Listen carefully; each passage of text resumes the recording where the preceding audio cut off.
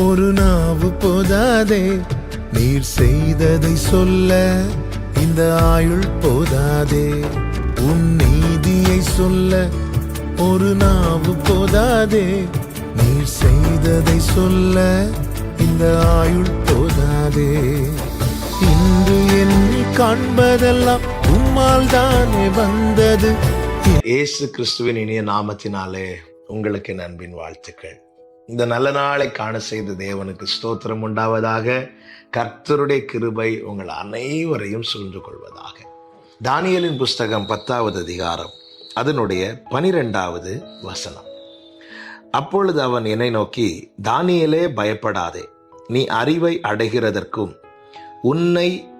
உன்னுடைய தேவனுக்கு முன்பாக சிறுமைப்படுத்துகிறதற்கும் உன் மனதை செலுத்தின முதல் நாள் துவங்கி உன் வார்த்தைகள் கேட்கப்பட்டது.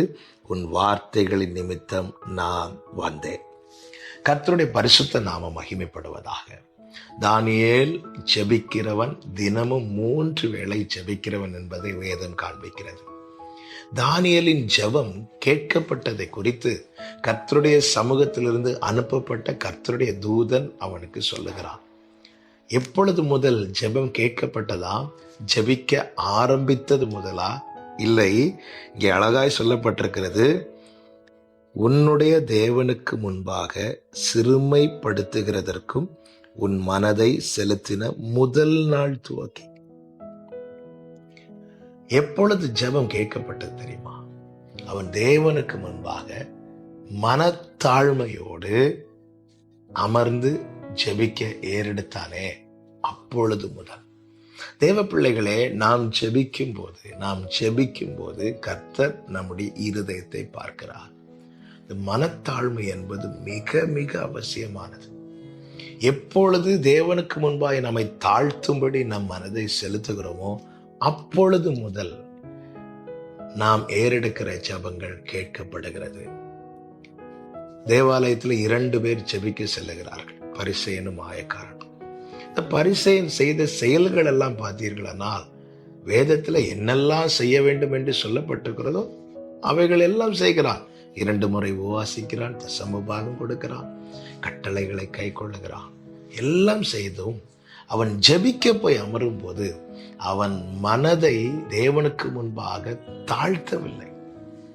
அவனுடைய ஜெபம் கேட்க நன்றா இருந்தாலும் அவனுக்குள்ளே அந்த மனத்தாழ்மை இல்லாதபடியினாலே அவன் ஏறெடுத்த அத்தனை ஜெபங்களையும் கர்த்தர் கேட்கவே இல்லை. அதே நேரத்தில் வாசல் நின்று ஒருவன் தன்னை மிகவும் தாழ்த்தி, ஆமென், தேவனுக்கு முன்பாய் தலையை கூட ஏறெடுக்க துணியாமல் தன் பிழையை உணர்ந்து தன் நிலையை அறிந்து தேவ சமூகத்தில் அவனை தாழ்த்தி ஜெபத்தை ஏறெடுத்த போது அந்த ஜெபத்துக்கு தேவன் பதில் கொடுத்ததை ஆண்டவராக இயேசு கிறிஸ்து அழகாய் சொல்லி இருக்கிறார். இந்த நாளில் என்னை கேட்டுக்கொண்டிருக்கிற அன்பு சகோதரா சகோதரி, நம்முடைய ஜெபத் என்பது நம்முடைய வார்த்தைகளின் அடிப்படையில் அல்ல தேவன் கேட்பது. தேவனுக்கு முன்பாய் நாம் எப்படி இருக்கிறோம் என்பதின் அடிப்படையில் நம்முடைய ஜெபம் கேட்கப்பட, தேவனை அறிகிற அறிவிலே வளருவதற்கும் தேவனுக்கு முன்பாய் சிறுமைப்படுகிறதற்கும் நாம் நம் மனதை செலுத்த வேண்டியது அவசியம். அப்படி நம்மை தாழ்த்தி ஜெபத்தை ஏறெடுக்கும் போது நம்முடைய ஜெபத்தை கேட்டு கர்த்தர் எப்படி தூதனை அன்று தானியேலுக்கு அனுப்பினாரோ அப்படியே நமக்கும் அனுப்புவார். இப்படிப்பட்ட ஜெபம் நம்மில் வெளிப்படுவதாக. கர்த்தர் நமக்கு வேண்டிய கிருபைகளை தருவாராக. ஜெபிக்கலாமா? நல்ல தகப்பனே, ஆண்டவரே, எங்கள் இருதயத்தை நீர் ஆராய்ந்து அறிந்திருக்கிறீர்.